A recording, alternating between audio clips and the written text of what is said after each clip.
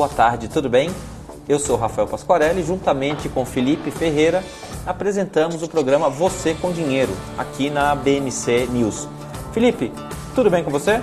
Tudo ótimo, Rafael. Esse feriado, essa emenda de feriado ensolarada, maravilhosa. A gente aqui firme e forte, lendo as notícias do mercado, comentando o mercado financeiro, não é isso? Exatamente, Felipe, mas talvez vocês não saibam. Muitas pessoas falam que o Brasil tem muito feriado. No Japão tem mais, mas depois vocês pesquisem isso na internet. Vamos voltar aqui para o nosso assunto de mercado financeiro. Felipe, eu estou com uma dúvida aqui conceitual. E talvez você que esteja nos assistindo, talvez a tenha, ou talvez nem tenha parado para pensar sobre o tema. Vou fazer uma pergunta aqui para o Felipe, e aí vocês que estão nos assistindo, tentem responder também. Ô Felipe, eu quero que você responda a seguinte pergunta. Comprei uma ação, estava zerado, não tinha nada. Comprei uma ação, estou comprado. Vendi uma ação, estou vendido? Faça uma pausa dramática para que o pessoal que está nos assistindo possa responder. Aí depois você responde e discorra, por favor. Comprei uma ação, estou comprado. Vendi uma ação, estou vendido? Isso depende. Depende. Você sabe que minha formação original é administrador, né? Não sabia, Felipe. Sou administrador de formação, então a gente aprende a dar essa resposta. Mas depende. Depende do quê? Você comentou que você estava zerado na posição. Exato. Se você está zerado, se você não tem ação e vende, você está vendido. Mas se você tem ação e vende, não necessariamente. Entendi. Então depende qual é a situação inicial. Sem sombra de dúvidas. Isso então faz muita diferença. repita aí para o pessoal entender. E outra coisa que eu queria que você falasse é o seguinte. Você falou que você é administrador e eu disse que eu não sabia. E eu sou engenheiro, não sei se você sabe disso. Sabia. Eu não sabia. E o que acontece? Eu achava muito estranho essa terminologia, tô comprado, tô vendido. Como assim tô comprado, tô vendido? Eu comprei, eu vendi. Você consegue discorrer mais sobre esse tema? Tô comprado, tô vendido, comprei e vendi? Sem dúvida, vamos lá. O que acontece é o seguinte, pessoal, quando você está comprado em um papel, você compra ele e recebe os efeitos da oscilação dele. Isso parece óbvio, mas você vai perceber que isso não é tão óbvio quando a gente pensa no formato contrário, quando você está vendido no papel. Quando você está vendido no papel, você recebe os efeitos opostos aos do papel. Então, se o papel sobe, você perde. Se o papel cai, você ganha. Ora, agora, este conceito de estar vendido parece, de novo, óbvio. Mas pensa que quando você tem um papel, você está comprado no papel e o vende, você pode ficar simplesmente com a posição zerada. Ou seja, você deixa de sofrer os efeitos do papel. Então, estar comprado ou estar vendido não é simplesmente comprar ou vender o papel. Depende da sua posição resultante e como a sua carteira se comporta com base naquela posição. Se ela se comporta de maneira integralmente correlacionada com o papel, de maneira completamente correlacionada, mas de maneira oposta, negativa, ou se ela não tem correlação com o papel, ela se desvincula do papel. Então, tá aí a diferença. Como que você responde aquelas pessoas que falam assim, eu comprei o papel por 10, aí eu vendi por 20, aí o papel foi para 50.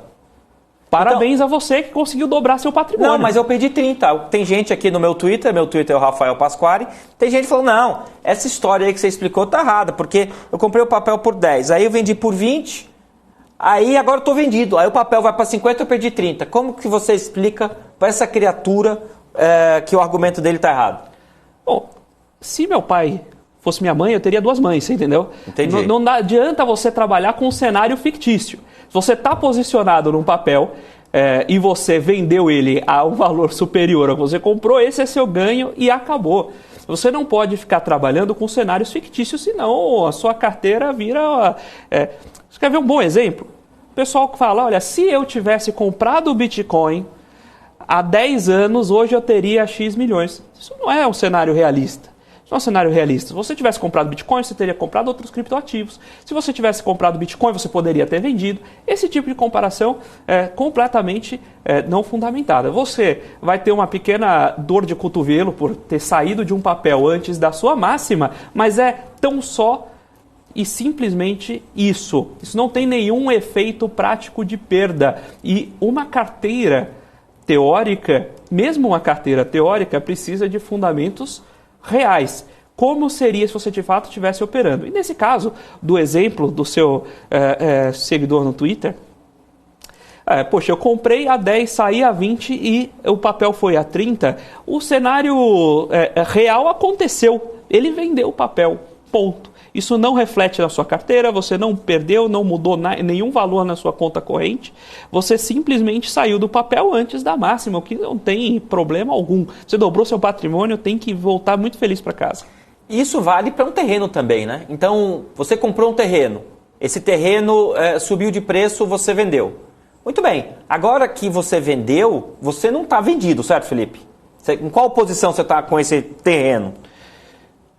Eu tinha um terreno, vendi, eu não tenho mais terreno, eu estou com a posição zerada. Eu estou com a posição zerada. Por isso que essa expressão, estou comprado, estou vendido, elas são muito boas. Porque, na verdade, são 3 expressões que você tem que ter, né? Estou comprado, vendido e zerado. Então, aquele terreno que você queria comprar, não comprou. Aí o preço do terreno subiu. Você olhou aquele terreno. Você ia comprar, demorou, o preço subiu, você não comprou. Você perdeu dinheiro? Não. Você não perdeu dinheiro. Você perdeu uma oportunidade. Você perdeu uma oportunidade, mas você não perdeu dinheiro. Agora, você comprou o terreno por 1.000, aí o terreno foi para 800, você vendeu, aí você realmente perdeu 200. Aí o terreno voltou a subir de novo, aí você perdeu mais ainda? Não. Imagine você controlar uma carteira de investimento com esse tipo de raciocínio. E esse tipo de raciocínio, Felipe, também justifica todo tipo de loucura que eu já ouvi no Twitter. Falando em Twitter, o Natanael comentou aqui, que rolo, um administrador, outro engenheiro, nós estamos no chat, eles respondem o Twitter, mas não fique desamparado, a gente responde o chat também, deixe sua pergunta que a gente responde, inclusive a gente acompanha os likes. Deixe seu like e faça a sua inscrição no canal da BMC News. Então, Felipe, loucuras do seguinte tipo, que quando você dá aula na faculdade, eu dou aula para os franguinhos, o pessoal é muito novo, coisa e tal. Então, como tem menos experiência de vida, a pessoa rebate menos do que o professor fale. Mesmo que eu falasse besteira, a chance de alguém rebater é baixa. Na medida que você vai pegando alunos mais velhos, aí não. Se você pisar no tomate, o aluno vai colocar o dedo na ferida. Mas quem já tem algum tempo de mercado e não fez algum curso básico de finanças, pode ter alguns vícios. Vou dar um exemplo. Comprei ação por 10, ela foi para 8, não perdi nada porque eu não vendi. O que você acha disso, Felipe? Tem gente que gosta de se enganar. Tem gente que gosta... Tem gente que gosta muito de marcação. Isso que eu estou falando, curva, né? Não é piada. Tem gente que argumenta o seguinte: se não vendeu, não perdeu. Então o cara comprou, vamos supor, uma ação de uma certa empresa de telefonia que atende Rio de Janeiro e muitos outros estados, comprei lá por R$2, a ação está quanto hoje? Tá, 20 centavos. 20 centavos, não perdi. Eu não perdi porque ela tem valor econômico, o fluxo de caixa vai voltar, não perdi. Como que você dá a notícia para esse indivíduo que pensa assim? Esperar o fluxo econômico chegar, né? Porque está todo mundo confiando que ele não vem. Se você sozinho acha que ele vai chegar, boa sorte. Então, só resumindo. Você não tem nada, você não tem uma ação, você não tem um terreno, você está zerado. Aí você comprou uma ação, agora você está comprado. Agora você vendeu a ação que você tinha, agora você está zerado. Mas Felipe, dá para vender a ação que eu não comprei?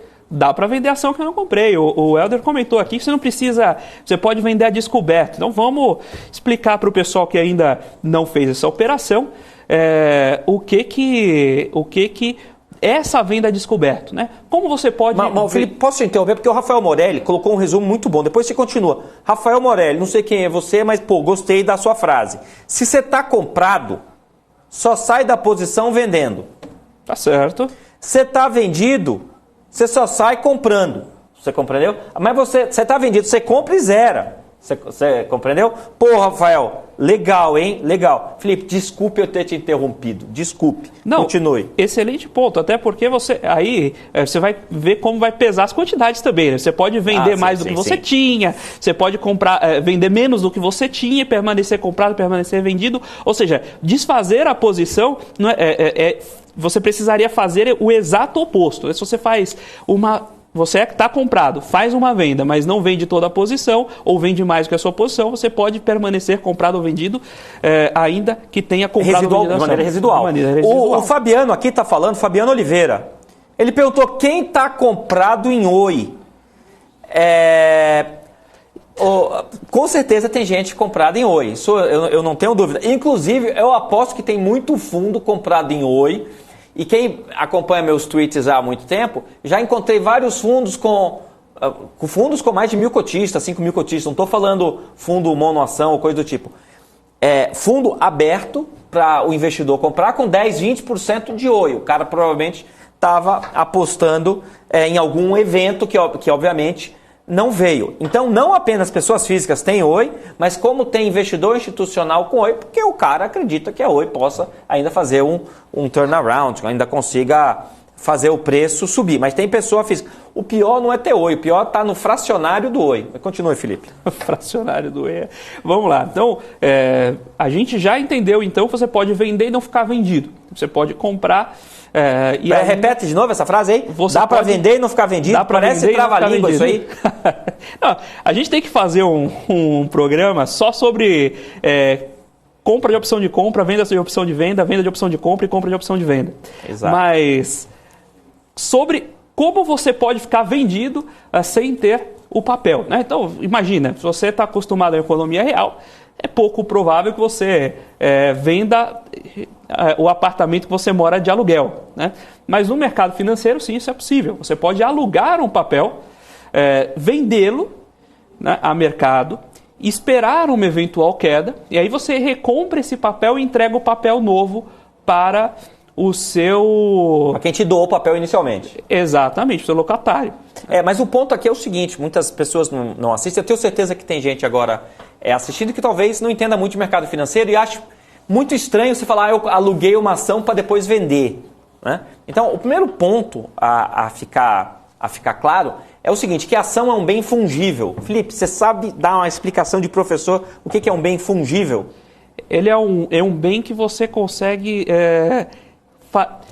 O grande ponto, né, desse aluguel da ação é você poder trocar por um papel exatamente igual. O apartamento que você aluga, você não pode simplesmente vender e comprar outro, porque você não necessariamente vai encontrar um com as precisas mesmas características. Ô Felipe, a sua escova de dente é um bem fungível? De jeito nenhum. Não, por quê? Mas vamos supor que você, Felipe, pegue e empreste a escova de dente dele para outra pessoa, né? E aí, o que acontece? Aí a outra pessoa fala, não, Felipe, eu não perdi sua escova de dente, aí devolve a escova de dente usada do cara. Escova de dente não é um bem fungível, tá legal? Uma dentadura não é um bem fungível, mas uma ação é um bem fungível. O que isso significa? Você tem uma ação, você deu em aluguel, se lá uma ação da Oi, por exemplo, se depois alguém te devolver uma ação da Oi, pô, não faz sentido você pensar que as ações serão diferentes. É um bem fungível, uma nota de R$50 é um bem fungível. Você tem uma nota de 50, eu tenho outra, eu consigo trocar com você a nota de R$50. Então, no mercado financeiro, o conceito de aluguel é completamente diferente do conceito de aluguel se você tem um imóvel. Por exemplo, eu peguei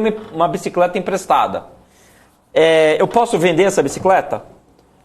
Não. Na verdade, eu até posso, mas eu não devo, né? Depois eu poderia, até posso, mas eu não devo, porque não seria muito honesto fazer isso. Mas no mercado financeiro, eu posso pegar uma ação emprestada e vendê-la. Esse tipo de contrato existe na B3 e eu peguei a ação emprestada de alguém e aí eu vendi essa ação. Em algum momento no futuro eu vou ter que recomprar esse papel e devolver para quem me emprestou e pagar um aluguelzinho.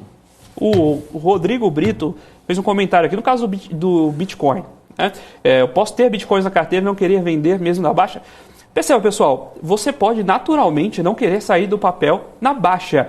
Você comprou o papel, digamos, você faz uma aquisição de um papel a 10, 15 reais, você acha que o preço-alvo é, digamos, 30, 40. Né? E o papel, por N questões, oscila em torno desse preço e cai para 7, 8. Tudo bem, você pode comprar mais do papel, você pode permanecer no papel, isso não é um problema em termos de operação.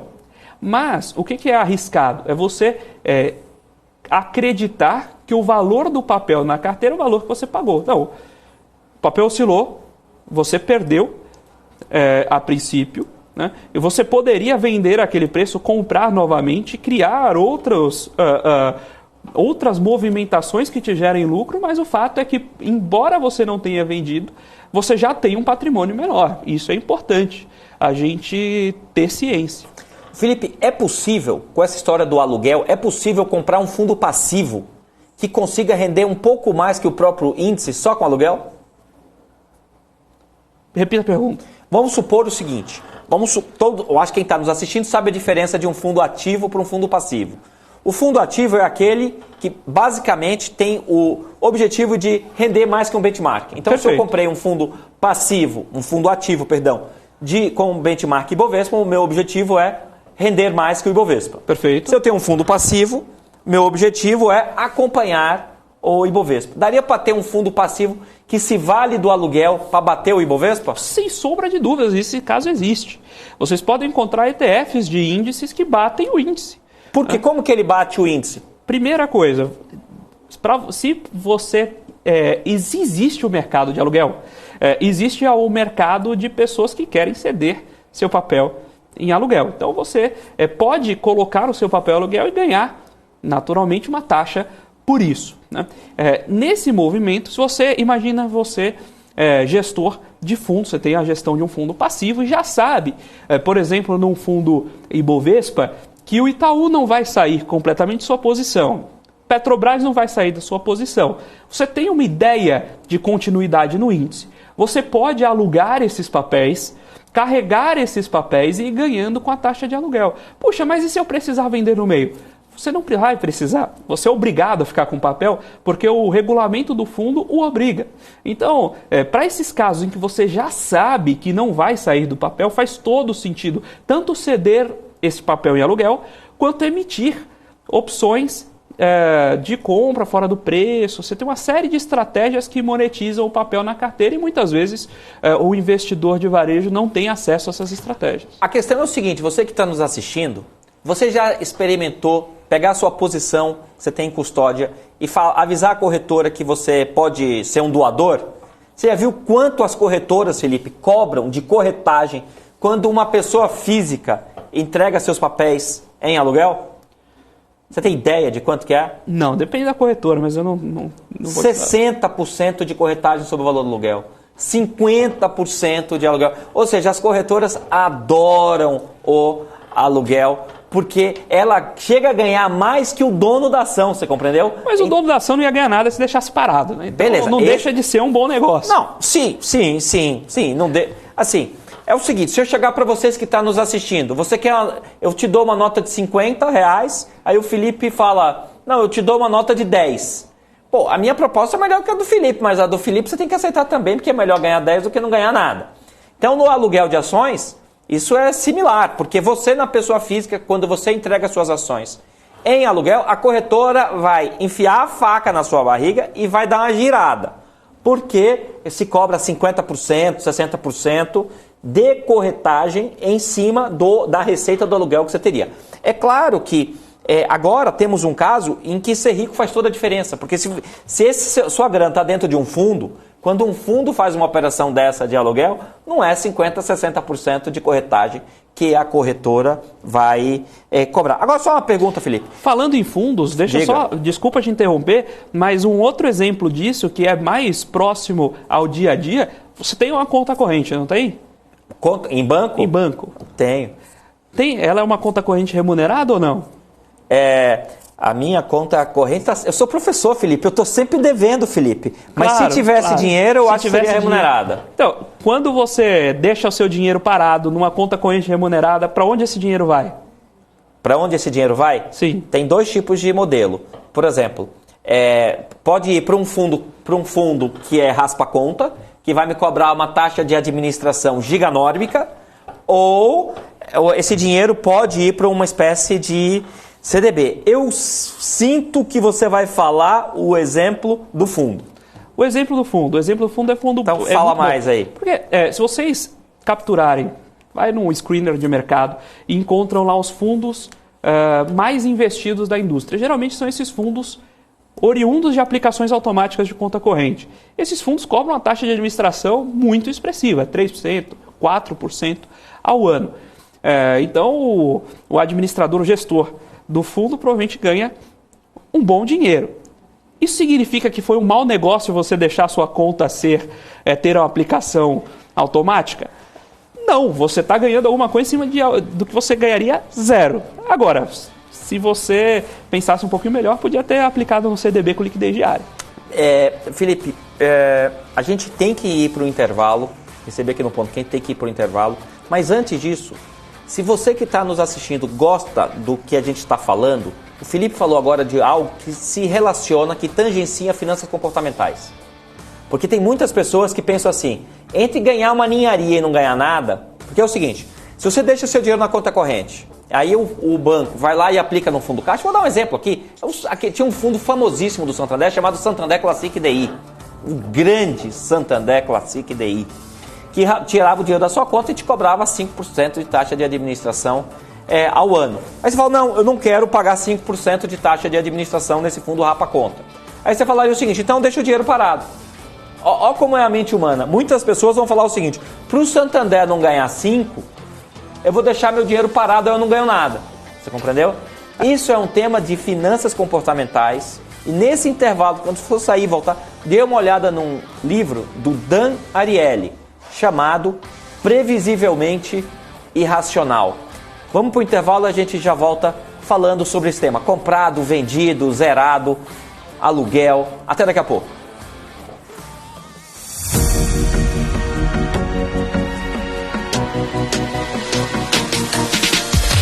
BMC News. Informação que gera valor. Você está cansado da mesmice? Negociando em plataformas com ferramentas desatualizadas? Falta variedade e funcionalidade? Aproveite nossa grande seleção de ferramentas de trade. Baixas taxas de negociação, suporte em português 24 horas por dia, com mais de 200 criptomoedas disponíveis para trade. E a facilidade de depósitos com Pix. Aproveite o futuro agora. Bybit. Abra sua conta hoje mesmo. Bybit.com.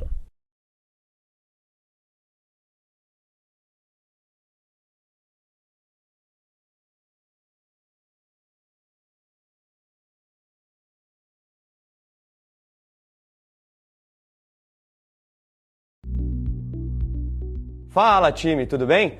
Você já conhece o Hora do Trader? O Hora do Trader é o programa aqui da BMC, onde a gente fala tudo sobre o mercado das criptomoedas, as principais tendências, os destaques positivos, os destaques negativos e, é claro, faz muita análise de gráfico para buscar as boas oportunidades e rentabilizar bastante o nosso capital. Aqui no Hora do Trader a gente faz trade ao vivo, então se você não quer ficar de fora e rentabilizar o teu capital também nesse universo das criptomoedas, não deixa de me acompanhar aqui direto da BMC de segunda a sexta, a partir das 6h45. Te espero lá! Estamos de volta aqui com o programa Você com Dinheiro aqui na BMC News. Meu companheiro de bancada, como sempre, é o Felipe Ferreira. Felipe, tem muitas dúvidas aqui pipocando no YouTube? Tem umas perguntas boas aqui. O A. Lopes, vou te chamar de A. Lopes, eu não sei o que é o A ainda, se você quiser deixar no chat também, eu dou os devidos créditos. Não deixem de explicar sobre as garantias para ficar vendido. Você pode precisar ter até o dobro do valor em garantias. Se deixar... é muito justo, a corretora pode tirar a operação em um ponto ruim. Excelente ponto a chamada de margem. Eu queria que você explicasse para o público, Rafael, a chamada de margem, inclusive, causou um alvoroço mês passado no mercado por causa de uma chamada de margem. Né? Perfeito. Então, o ponto é o seguinte, quando você entra comprado numa ação, vamos lá, você foi lá e comprou uma ação de uma certa empresa. Então, vamos citar aqui uma empresa, fala uma meme stock americana aí, Felipe. Uma meme stock? Uma meme stock americana. GameStop. GameStop? Lembra do GameStop? Opa! Se você comprou ações do GameStop e você comprou com seu dinheiro, você foi lá e comprou ações da GameStop. Aí a ação, ela virou pó. Qual foi o máximo que você perdeu, Felipe? Zero. Você pôs. Você perdeu tudo. Então, o máximo que você pode... O pior cenário é chegar a zero. O pior cenário, trocando em miúdas, do chão não passa, certo? Do chão não passa. Do chão não passa. Então, você comprou, eu não vou dar exemplo de empresa brasileira, porque aí depois o cara que está nos assistindo está comprado nesse papel brasileiro chateado. E vai achar que é pessoal e vai ficar reclamando de mim. Então vamos lá, você comprou uma ação, não vou dizer o nome dela, e aí ela foi para zero. O que você perdeu? Você perdeu todo o dinheiro que você pôs. Mas podia ser pior que isso? Com certeza podia ser pior que isso. Então entenda, você compra uma ação, o máximo que você perde é o dinheiro que você já pôs. Muito bem. Quando você está vendido, a brincadeira é outra. Então vamos lá.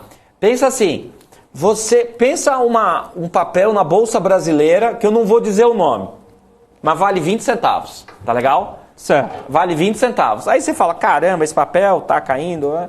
Eu acho que vai cair mais, vamos supor. Aí você vai lá, toma o papel em aluguel e vende.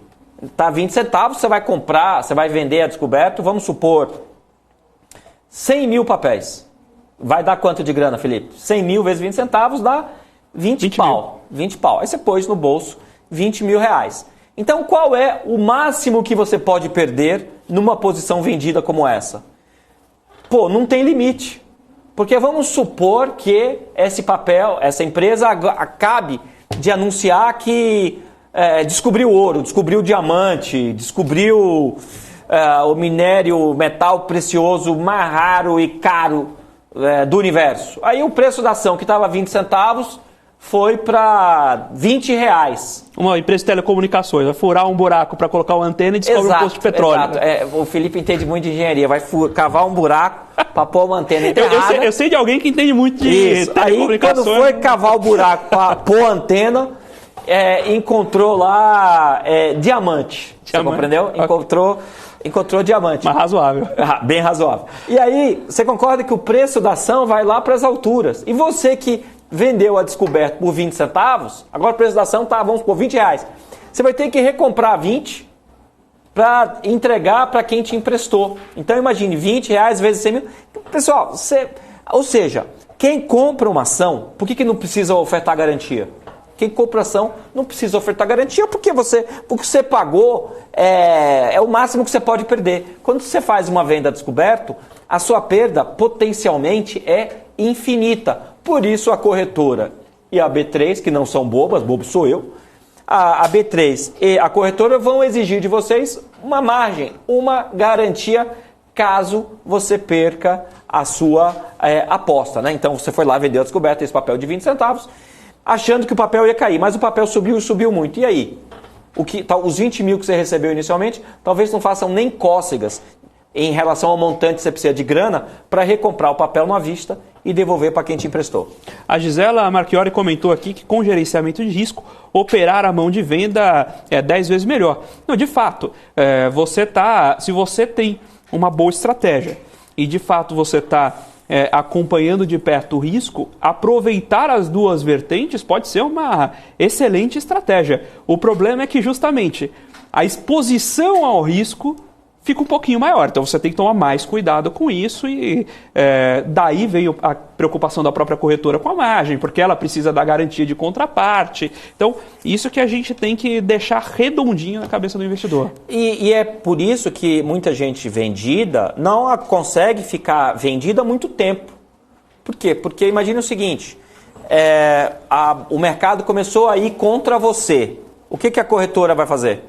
O que a corretora vai fazer? Vai começar a chamar mais o quê? Margem. Vai chamar mais margem. E aí, muitas vezes, você não tem esse dinheiro ou o ativo, você não precisa pôr a garantia ou a margem, vai depender para quem você vai entregar isso, em dinheiro. Você pode entregar em título público. Você pode colocar como garantia outros papéis que você possua. E é bem interessante...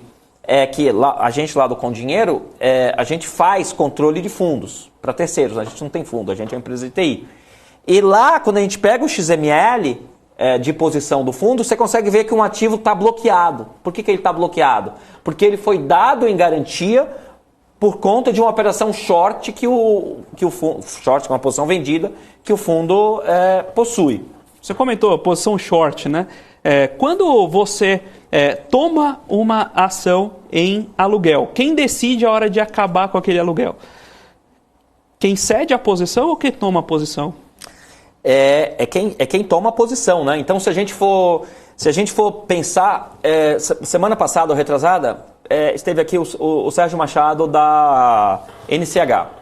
Há algum tempo, há cerca de um mês, veio o Gilberto da V8. E essas duas casas têm produtos de fundos multimercado que fazem a operação de renda fixa com termo. Então, o que eles fazem? Eles compram papel à vista e vende a termo. Você compreendeu? Então, quem pegou o papel, quem comprou esse papel a termo, pode liquidar a operação antes do vencimento, que foi justamente a sua pergunta. E aí, às vezes, nada melhor que responder uma pergunta teórica com um exemplo prático. Então, imagine o seguinte, você consegue fazer renda fixa na bolsa. Como que você faz? Você compra uma ação à vista e compra a termo. O preço a termo da ação... Vende a termo, né? Compra ação à vista e vende a termo, perdão. O preço a termo é o preço a termo à vista corrigido pelos juros. Então, vamos supor, corrigido pelo CDI. Então, quando você compra à vista e vende a termo, você tem uma operação pré-fixada. Se der tudo errado, a operação vai a vencimento. E aí você vai ganhar, vamos supor, o CDI projetado para esse período. Mas, para quem faz o financiamento do termo, o melhor cenário é quem comprou a termo querer liquidar a posição antes do vencimento. Porque você vai receber os mesmos reais em menos tempo. Isso significa que a sua taxa de rendimento, essa taxa, digamos, de juros que você fez na bolsa, ela explode, ela fica muito maior. Esse é um dos segredinhos desses fundos de renda fixa que fazem financiamento do termo. E aí o ponto é que se você tem o termo exercido antes, é excelente para você que emitiu o termo. No entanto, quando você tem aluguel, isso pode ser um problema, né? Como você comentou, a corretagem é altíssima. Eu tenho um amigo que deixou umas ações a aluguel e se prometeu não fazer mais isso, porque o trabalho que ele vai ter com o imposto de renda depois não vale os centavinhos que ele ganhou deixando a opção a aluguel.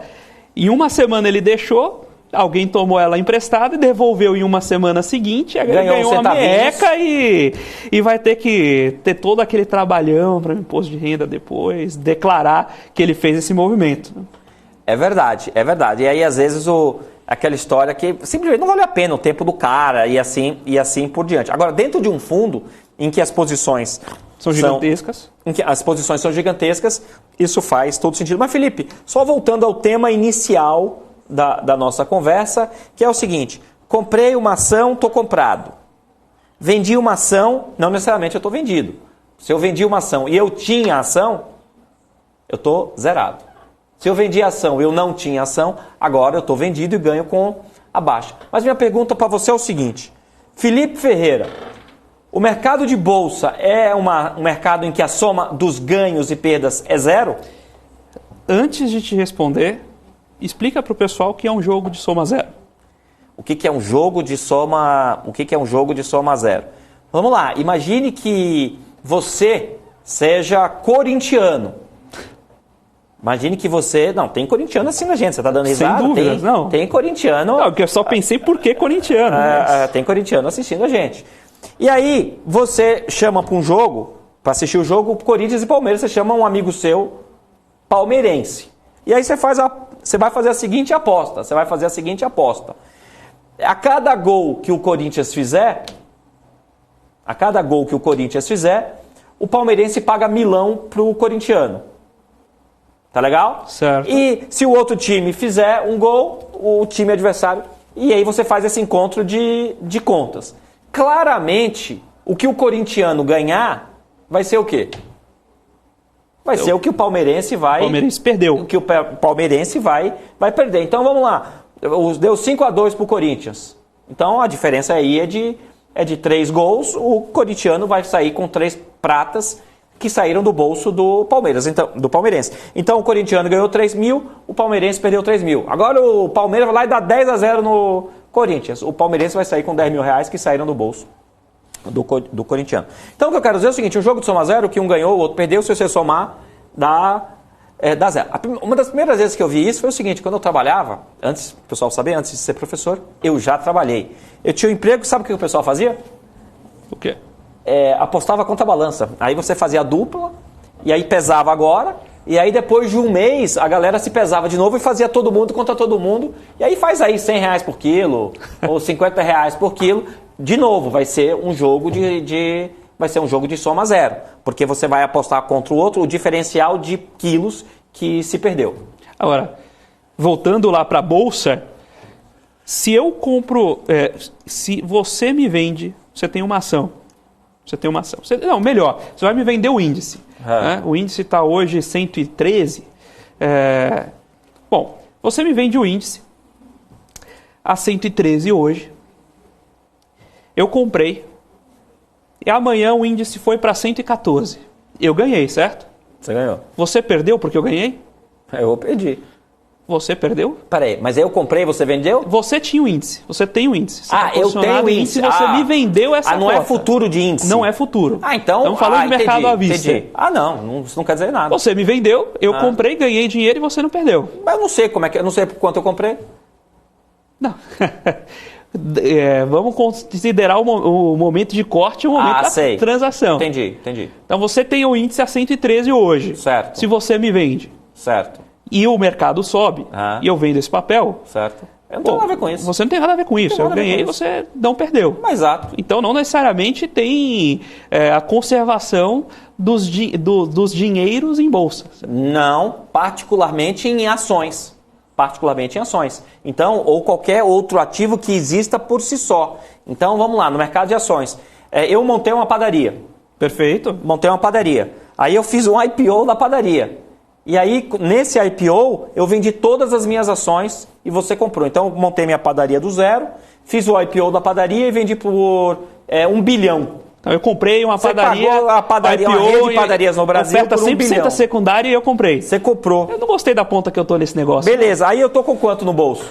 Você tá com $1 bilhão de dólares. Qual é a minha exposição agora à padaria? Zero. Aí você, vamos supor que você seja um bom padeiro, você faz a padaria, agora você pagou 1 bilhão, agora vale 10 bilhões.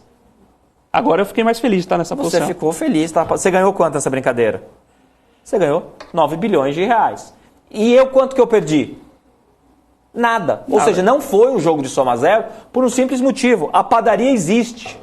Você compreendeu? Isso, quando a gente fez aquela aposta lá do corintiano contra o palmeirense, qual ativo existe? Nenhum. Não existia ativo nenhum. Era um contra o outro, era uma rinha de galo moderna. Você compreendeu? Só que a gente estava apostando em relação a um jogo de futebol. Não tem ativo. Era decorrente da evolução do jogo. O que a gente quer mostrar aqui, com esses exemplos que o Felipe criou, é que no mercado de ações não é um jogo de soma zero. Então vamos supor que alguém fale algo e o mercado fique chateado. Aí a bolsa cai a 20%. O mercado ficou mais pobre 20%. Sim. E quem ganhou? Não sei, talvez ninguém tenha ganho. Da mesma maneira que se a bolsa sair agora de 110 mil pontos e for para 200 mil pontos, muita gente vai ganhar e não significa que pessoas tenham perdido. Alguém pode falar o seguinte, mas o cara que estava vendido no índice, comprar e vender o índice, na futuro de índice, aí não, agora é derivativo.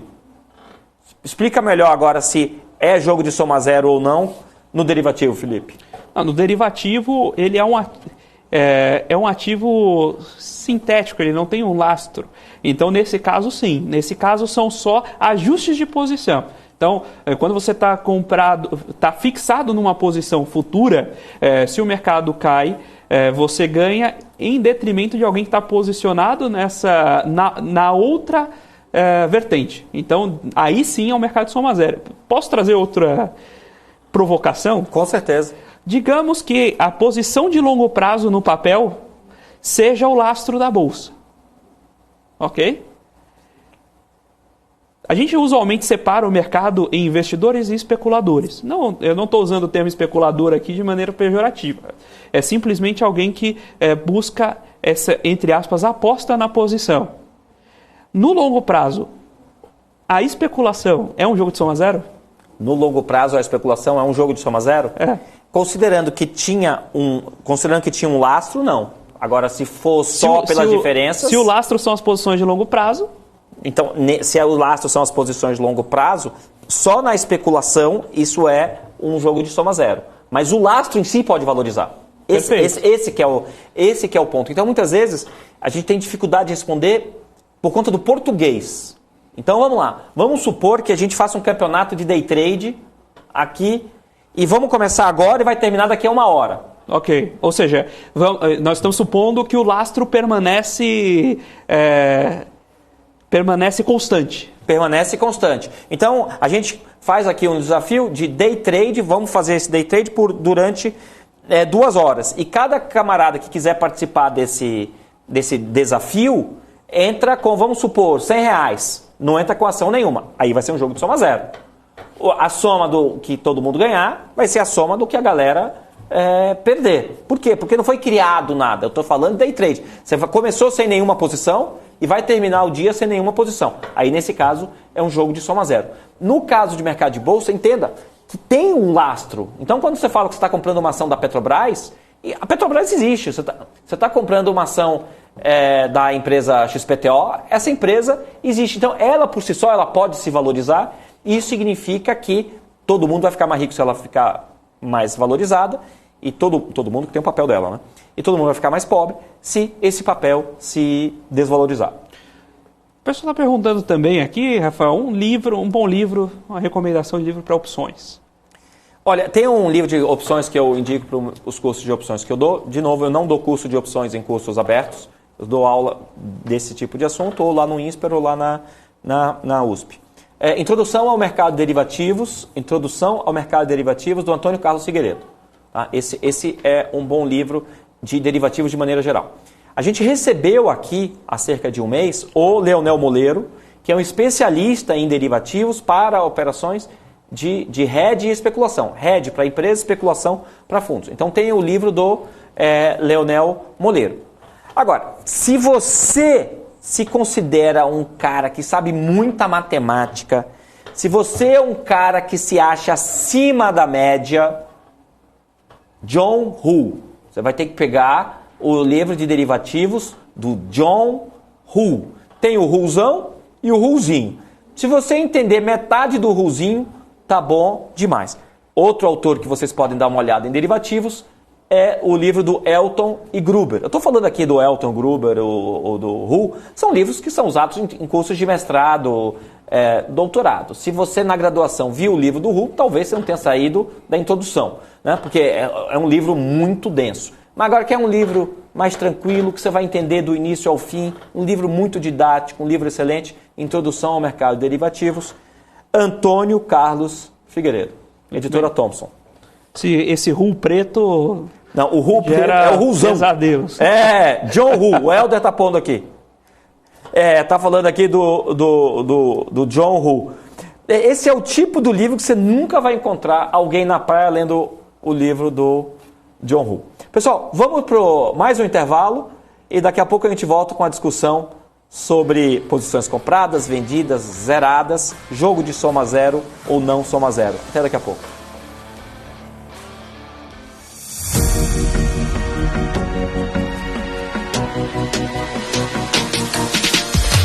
BMC News, informação que gera valor. Fala time, tudo bem? Você já conhece o Hora do Trader? O Hora do Trader é o programa aqui da BMC onde a gente fala tudo sobre o mercado das criptomoedas, as principais tendências, os destaques positivos, os destaques negativos e, é claro, faz muita análise de gráfico para buscar as boas oportunidades e rentabilizar bastante o nosso capital. Aqui no Hora do Trader a gente faz trade ao vivo, então se você não quer ficar de fora e rentabilizar o teu capital também nesse universo das criptomoedas, não deixa de me acompanhar aqui direto da BMC de segunda a sexta a partir das 6h45. Te espero lá. As empresas que fazem parte do seu dia a dia estão em uma das maiores bolsas do mundo, a Nasdaq. E a boa notícia é que você pode investir nessas empresas diretamente pela Avenue, sua corretora nos Estados Unidos. Com os dados das ações dos Estados Unidos fornecidos pela Nasdaq em tempo real, o cliente Avenue pode acessar diretamente as maiores bolsas do mercado americano. Entre neste mercado de tecnologia e inovação. Acesse avenue.com.br/Nasdaq e seja bem-vindo ao mercado global.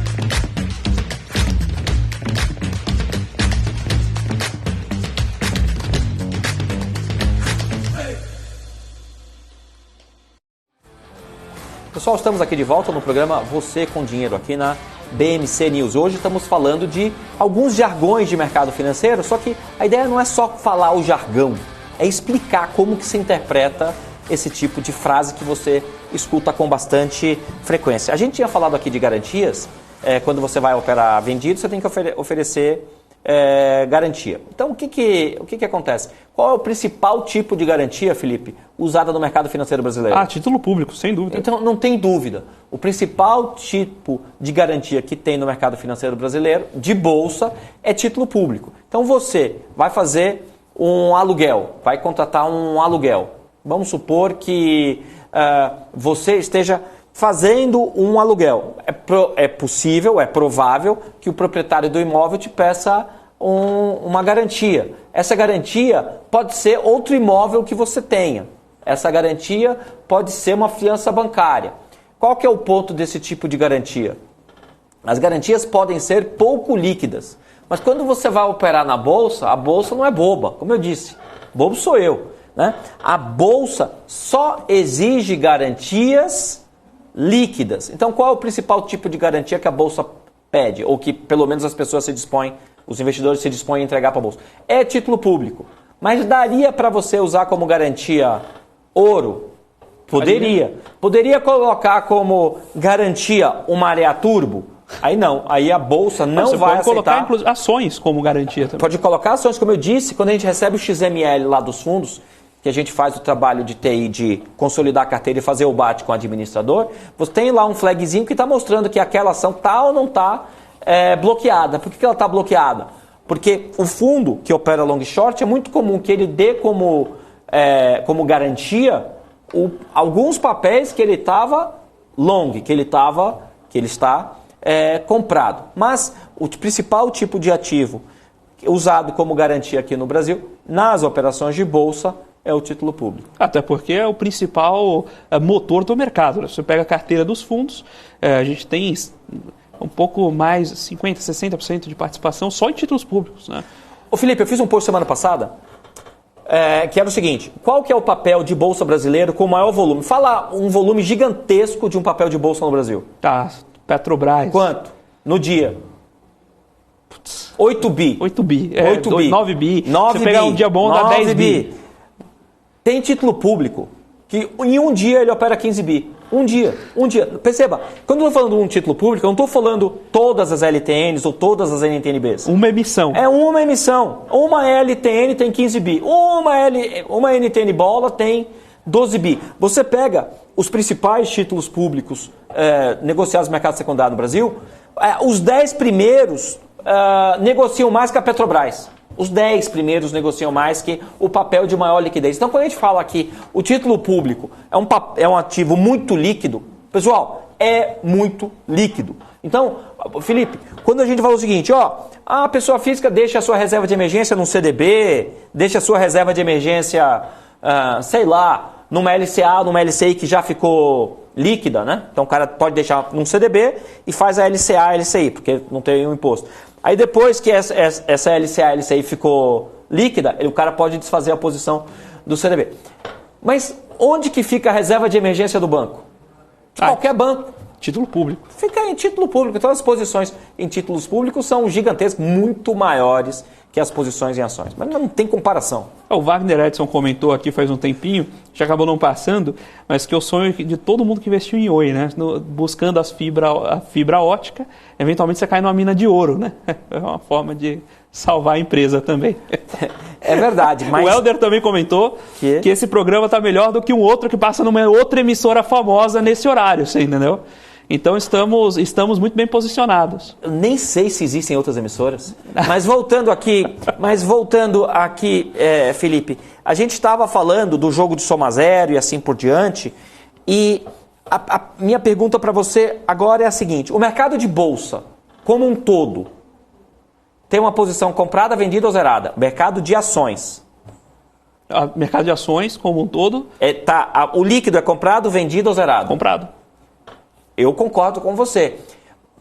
Poste a sua opinião aqui no YouTube ou no nosso Twitter. Se bem que isso aqui não é uma questão de opinião, né? É uma questão de matemática. Isso aqui é uma questão de matemática.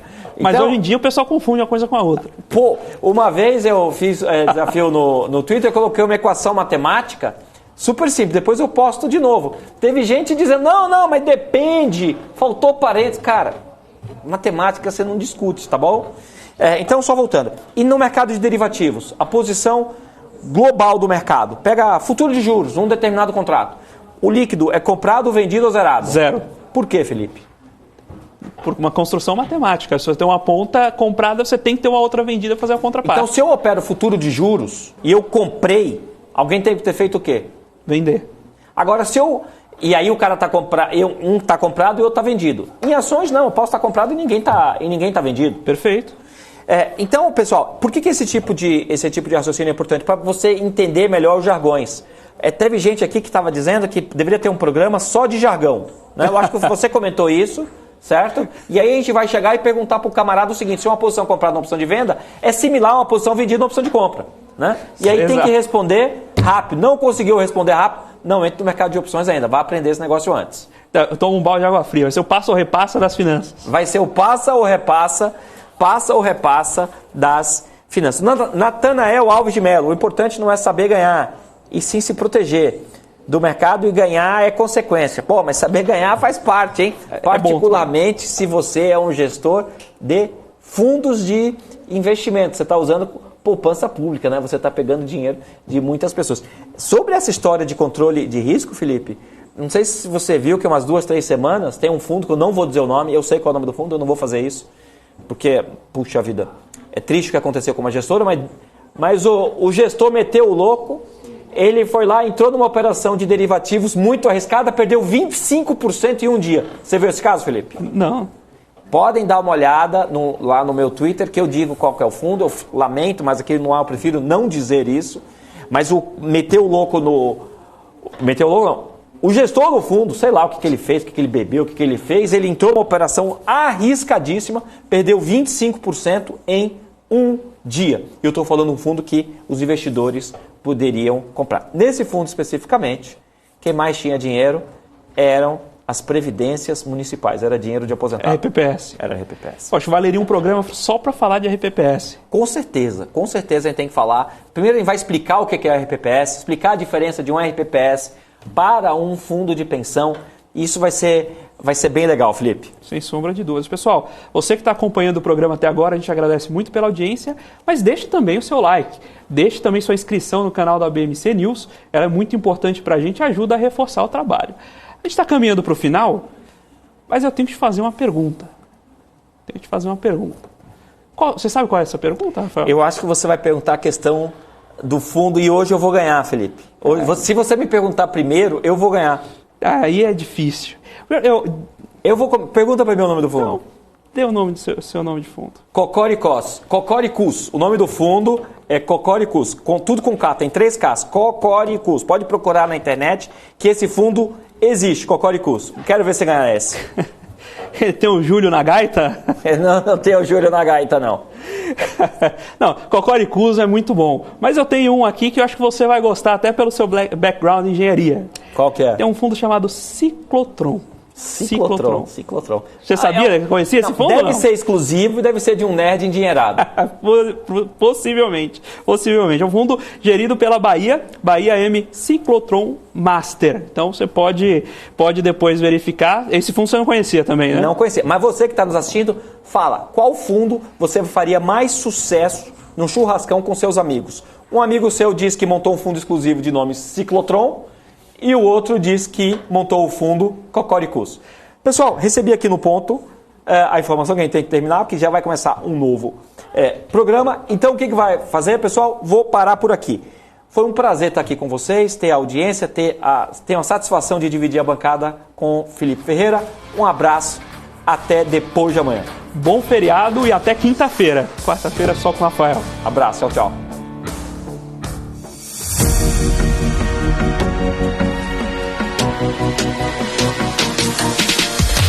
BMC News, informação que gera valor.